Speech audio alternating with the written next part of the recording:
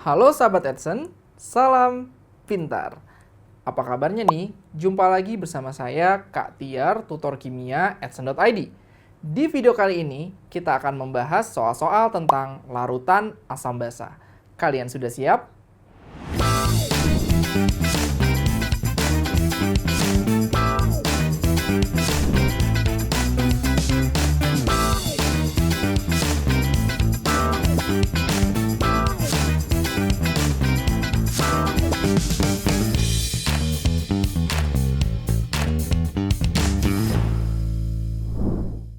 Sahabat Edson, kita mulai dari soal yang pertama. Soal larutan asam dan basa. Larutan 0,01 molar HCN, Ka-nya sama dengan 10 pangkat min 10, mempunyai pH sebesar titik-titik. Oke, di sini kita akan mencari pH, di mana pH ini cara mencarinya adalah min logaritma konsentrasi dari H+-nya. Oke ya. Nah, yang dimana H+ inilah yang nantinya akan berbeda-beda cara mencarinya untuk asam kuat dan asam lemah ya, seperti itu. Pertama, jadi mencari pH asam itu kita harus lihat dulu asamnya adalah asam kuat atau asam lemah. Yang pertama, kalau untuk asam kuat ya, asam kuat yaitu asam yang terionisasi sempurna ya, terionisasi sempurna. Karena dia terionisasi sempurna, maka dia tidak memiliki tetapan kesetimbangan asam. Ya, oke. Nah, untuk terionisasi sempurna ini, si asam kuat untuk mencari konsentrasi H+-nya itu cukup dengan mengalihkan molaritas asamnya. Kita kaliin aja, molaritas asam dikali valensinya. Valensi ya. Jadi Ma di sini adalah molaritas asam. Ma di sini adalah molaritas asam, molaritas asamnya. Sementara valensi yang di sini adalah jumlah H+-nya. Jumlah H+-nya ada berapa banyak gitu. Oke ya, sederhana. Contoh dari asam kuat yang terkenal ada HCl, Hi, HBr gitu ya. HCl, Hi, HBr, HNO3, kemudian H2SO4 dan lain-lain ya. Oke, kalau misalkan kalian lupa nih asam kuat siapa aja, kalian tinggal lihat di persoalan ya, di soalnya. Kalau diketahui nilai Ka, berarti itu asam lemah, bukan asam kuatnya ya. Karena asam kuat nilai Ka-nya itu sangat besar ya, maka jadi tidak dituliskan. Oke, kemudian asam lemah. Asam lemah berarti terionisasi tidak sempurna. Karena terionisasi tidak sempurna, dia akan membentuk nilai tetapan kesetimbangan. Ya, akan memiliki nilai Ka-nya. Ada nilai Ka. Nah, ada nilai Ka, mencari pH-nya sama, tetap min log konsentrasi H+. Konsentrasi H+-nya ini bukan seperti ini. Ya. Kalau yang kuat kan Ma kali valensi. Kalau yang lemah, konsentrasi H+ sama dengan akar. Ya, kita pakai akar nih. Akar Ka dikali molaritas asamnya. Seperti itu. Oke, contoh yang asam lemah ada asam asetat ya, asam cuka, CH3COOH, kemudian ada HF dan ada HCN. Ya, dan lain-lain ya. Kalau kalian misalkan lupa, ya lihat aja di soal. Kalau ada Ka-nya, berarti itu masuk ke dalam kategori asam lemah. Oke, sekarang kita baru ke soal. Di soal ini terdapat 0,01 molar HCN. Jadi ada 0,01 molar HCN dan juga ada Ka-nya nih. Tuh, ada Ka-nya. Ka-nya 10 pangkat min 10. Oke, kalau ada Ka-nya berarti ini masuk ke dalam kategori asam lemah ya, yang ini nih. Asam lemah. Berarti kita menggunakan ya, mencari pH-nya menggunakan konsep H+ ini. Ya, konsentrasi H+-nya dulu kita cari. Konsentrasi H+ sama dengan akar Ka. Ka-nya adalah 10 pangkat min 10. Molaritas asamnya adalah 0,01, berarti 10 pangkat min 2. Oke, berarti ini akar 10 pangkat min 12. Oke, akar 10 pangkat min 12 berarti diakalin jadi berapa? Ya tinggal bagi 2 dong. 10 pangkat min 6. Oke, sehingga pH-nya pH min logaritma konsentrasi H+. Atau min logaritma dari 10 pangkat min 6 ya.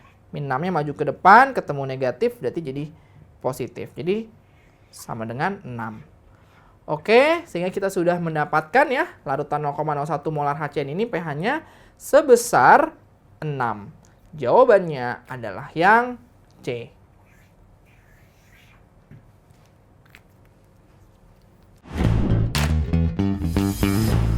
Sahabat Edson, kita lanjutkan ke soal yang berikutnya. Soal larutan asam dan basa. NH3 ditambah BH3 menjadi NH3BH3. Spesi asam dari reaksi di atas menurut teori Lewis adalah titik-titik.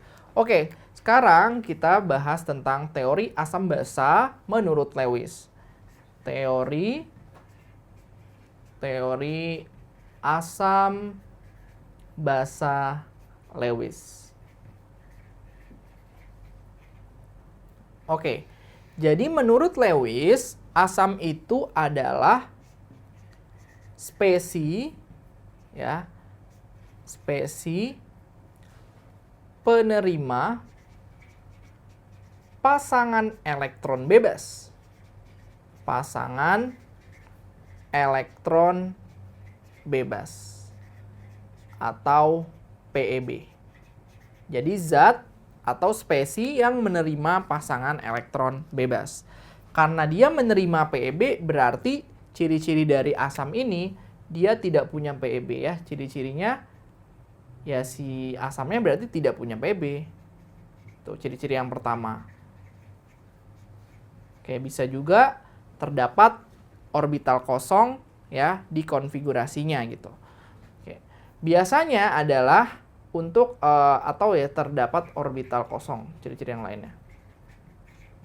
Karena nanti orbital itulah yang nantinya akan diisi oleh si pasangan elektron bebas ini gitu. Contoh dari asam Lewis itu adalah logam-logam transisi. Biasanya logam-logam transisi. Logam-logam transisi. Kenapa? Karena biasanya logam-logam transisi ini masih banyak terdapat orbital-orbital kosong, terutama di subkulit D-nya. Seperti itu. Dan contoh lainnya juga adalah senyawa-senyawa yang tidak punya PEB, seperti BH3 ya, dan lain-lainnya. Jadi yang tidak punya PEB. Oke, itu asam Lewis. Sekarang basa Lewis. Basa Lewis, kalau misalkan asam adalah spesi penerima pasangan elektron bebas, nah dia menerima PEB-nya dari mana? Yang menerima PEB-nya adalah dari si basa Lewis ini. Si basa adalah spesi pemberi ya, pemberi atau donor pasangan elektron bebas. Pasangan elektron bebas atau PEB. Oke ya, donor PEB. Contoh dari donor PEB ini, contohnya, ciri-cirinya dulu ya pasti dia harus punya PEB. Karena dia kan mau mendonorkan PEB, ya kan? Harus punya PEB. Harus punya pasangan elektron bebas supaya bisa didonorin gitu. Contohnya adalah ya H2O, NH3, terus ion-ion negatif juga cenderung dia memberi PEB gitu ya, seperti Cn- dan lain-lain ya. Oke. Nah, sekarang dari soal ini kan terjadi ikatan ya antara NH3 dengan BH3. NH3 itu kalau kita gambarkan struktur Lewisnya, si N itu kan titiknya ada 5 titik elektronnya, ya kan? Berarti 1, 2, 3, 4, 5 gitu ya. Kemudian berikatan dengan hidrogen seperti ini. Oke. Berarti dia punya 1 PEB di sini. Ya. 1 PEB di sini ya berarti dia punya PEB. Kalau dia punya PEB, Artinya dia bertindak sebagai basa Lewis. Oke. Berarti si BH3 itu kan boron, atom pusatnya kan boron. Boron tuh golongan 3. 1, 2, 3. Nah, kemudian berikatan dengan H. Udah H-nya dia mengikat 1 elektron yang ada di boron masing-masing aja. Di sini, di sini, di sini. Berarti dia tidak punya PeB. Nah, tapi kalau misalkan dia mau berikatan, ya, si BH3 ini kan kurang oktet ya. Karena jumlahnya belum 8. 1, 2, 3, 4, 5, 6. Ya kan? Nah, supaya dia oktet, maka dia meminjam ya pasangan elektron bebas yang ada di NH3 ini. Atau dengan kata lain, NH3-nya itu memberikan pasangan elektron bebas buat si BH3. Ya, supaya dia si BH3-nya oktet. Jadi ikatannya adalah menjadi seperti ini. N di sini PeB-nya ini H3, ini B, H3 ya, sehingga B-nya itu nanti jadi oktet. Karena di sini 1, 2, 3, 4, 5, 6, 7, 8 ya. Jadi PeB yang ada di N diberikan kepada si boron ya. Artinya ini berarti pemberi PeB basa Lewis, si boronnya adalah penerima PeB dari si NH3 ya. Penerima berarti dia asam Lewis. Gitu. Nah, ikatan yang terjadi antara basa Lewis dengan asam Lewis ini, nama ikatannya adalah kovalen koordinasi. Ikatan kovalen koordinasi. Seperti itu ya. Oke, karena pertanyaannya di sini adalah spesies asam dari reaksi di atas menurut teori Lewis, berarti yang asamnya adalah si BH3. Jawabannya adalah yang B.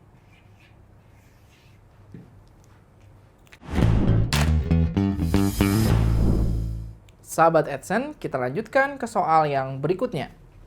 Soal larutan asam dan basa. Reaksi nitrasi adalah reaksi substitusi pada benzena dengan mensubstitusi atom H dengan gugus NO2. Reaktan yang diperlukan dalam nitrasi adalah gabungan asam nitrat dengan asam sulfat seperti reaksi di bawah ini. HNO3 ditambah H2SO4 menjadi NO2 plus HSO4 minus atau NO2HSO4 ditambah H2O. Spesies asam dari reaksi di atas menurut teori Bronsted-Lowry adalah titik-titik. Oke, di sini dikatakan spesies asam menurut Bronsted-Lowry. Berarti kalian harus ingat lagi teori asam basa Bronsted-Lowry. Masih ingat kan? Oke. Kalau yang lupa-lupa, oke deh. Saya ingatkan. Jadi, teori asam basa Bronsted-Lowry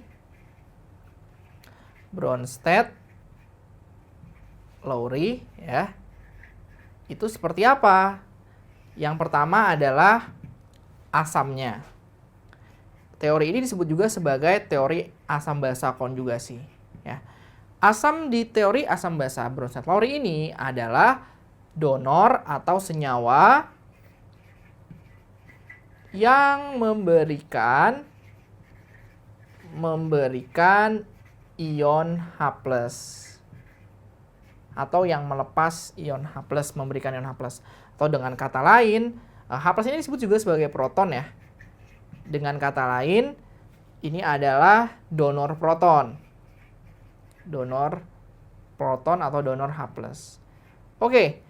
Karena si asam ini nanti akan memberikan H+, berarti H+-nya dia nanti akan berkurang. Karena H+-nya kan diberikan. Berarti H+-nya berkurang. H+-nya berkurang.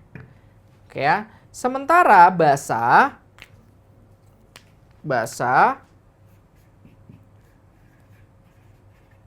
adalah senyawa yang menerima ion H+. Ya, atau disebut juga sebagai akseptor proton atau akseptor H+. Oke, Dan karena si basa ini dia menerima H+ dari si asam, otomatis nanti H+-nya bertambah. H+-nya bertambah. H+-nya bertambah ya. Oke. Nah, jadi seperti itu. Asam yang H+-nya berkurang, donor H+, basa yang H+-nya bertambah atau disebut juga sebagai akseptor H+ ya. Nah, pasangan asam basa ini nanti akan menghasilkan asam basa konjugasi. Untuk lebih jelasnya, misalkan ada suatu reaksi nih. Ada suatu reaksi, reaksinya adalah H3PO4 ya, ditambah dengan H2O menjadi H2PO4- ditambah H3O+. Oke. Sekarang kalian lihat di sini. Manakah yang sebagai asam dan manakah yang sebagai basa? Cara ngeceknya gimana? Sederhana aja. Cara ngeceknya gini. Di sini kalian lihat dulu reaktannya. Ada H3PO4. H-nya berapa? H-nya ada 3. Terus kemudian kalian cek produknya. Mana yang mirip dengan H3PO4? Yang pastinya adalah yang H2PO4. Ya kan? Di sini yang H-nya 3, sementara di produk H-nya dia berubah menjadi 2. Artinya H3PO4 nantinya H-nya akan berkurang. Ya, H-nya akan lepas. Atau memberikan H+-nya kepada H2O. Seperti itu. Nah, yang H2O, H-nya awalnya 2. Ya, H-nya awalnya 2, kemudian berubah menjadi 3. Berarti H dia bertambah dong. Ya kan? Kalau bertambah, berarti artinya dia sebagai basa, H2O-nya sebagai basa, dan H3PO4-nya karena H+-nya berkurang menjadi 2, gitu kan? Ini sebagai asam. Nah, pasangannya itu disebut sebagai konjugatnya. Kalau di sini asam, berarti yang mirip produk yang serupa, gitu, yaitu H2PO4-, ini adalah sebagai basa konjugasinya. Basa konjugasi. Oke, H2O ini adalah basa, berarti produk yang serupanya, yaitu H3O+, adalah asam konjugasinya. Oke ya, jadi seperti itu pasangan asam basa konjugasi. Reaksi yang terjadi di sini kan gabungan asam nitrat dengan asam sulfat. Reaksinya adalah HNO3. Oke, HNO3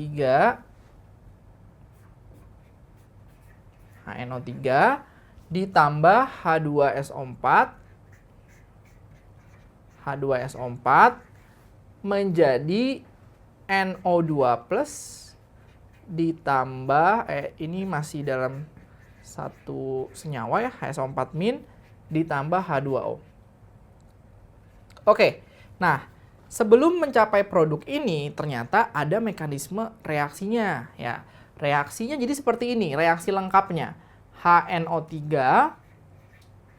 ditambah H2SO4 gitu kan, menjadi HSO4- ditambah H2NO3+. Gitu. Baru nanti dari sini hasilnya akan membentuk si NO2+, oke, ditambah HSO4- ditambah H2O ya. NO2+, HSO4- plus H2O. Jadi ada reaksi antaranya sobat ya. Jadi antaranya inilah yang menjadi poinnya untuk menentukan mana yang asam dan yang mana yang basa. Oke, sekarang kita lihat reaksi ini. Ingat, asam adalah senyawa yang memberikan ion H+. Artinya adalah yang H+-nya berkurang. Oke, yang H+-nya berkurang. Sedangkan basa menerima ion H+, berarti yang H+-nya bertambah. Oke, di sini HNO3 awalnya H-nya ada 1, oke. Kemudian ternyata pada produknya H-nya berubah nih jadi 2. 1 menjadi 2, artinya ini bertambah dong. Kalau dia bertambah berarti ini sebagai basa. Sebagai basa. Oke. Kalau ini sebagai basa, maka produk yang serupanya yaitu H2NO3+ itu sebagai asam konjugasi. Asam konjugasi. Oke. Artinya kalau ini basa, ini udah pasti sebagai asam. Kalau kita cek lagi kan, lihat aja. H-nya dia awalnya 2 nih. Kemudian dia berkurang menjadi 1. Ya kan? Berkurang menjadi 1. Berarti kalau dia berkurang ini sebagai asam, HSO4- sebagai basa konjugasi. Oke ya. Sehingga di sini kan kita lihat pertanyaannya. Spesies asam dari reaksi di atas menurut teori Bronsted-Lowry. Yang asam adalah yang melepas H+, yaitu H2SO4 ya. Jadi si asamnya kita tulis lagi di sini adalah H2SO4. H2SO4 sehingga jawabannya adalah B, H2SO4.